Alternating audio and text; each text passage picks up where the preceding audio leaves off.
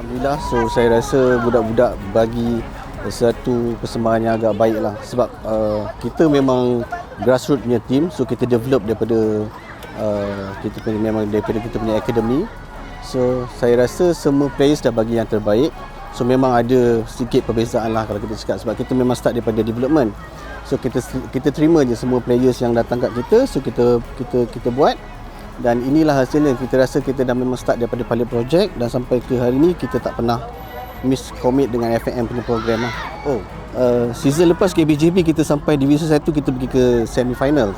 So saya rasa season ni kita mungkin tak lepas. Saya rasa kita tak lepas sebab kita punya game yang sebelum ni. Tapi saya rasa saya bangga sebab budak yang kita pakai sekarang ni memang 100% memang kita punya budak akademi.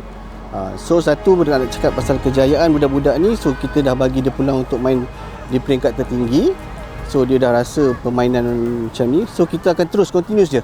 So dengan development, so kita akan commit dengan FAM punya program untuk pembangunan bola sepak wanita. So saya harap diorang tak rasa down. So ini learning process untuk diorang lah, untuk diorang belajar, dan kita akan continuous game by game lah. So bukan sebab sekarang ni kita ada puteri under 16.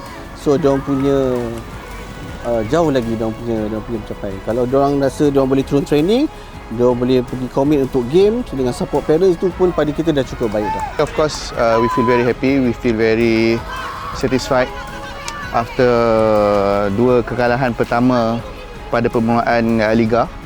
So thanks to the players, congrats to the players. They did something extraordinary to reverse the situation so that we get back on track.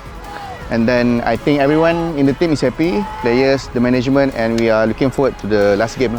Comparing last year performance, last year we have many new players. Now we can say that we have experienced players where they know how to play in this big field. And then I think the decision making, they can think better on the field. So that makes different from today's team and compared to last year. Okay, to all Kerala Rangers fans, thank you. Continue supporting us during hard time, during best time. We appreciate everyone, parents, fans, from whenever you are.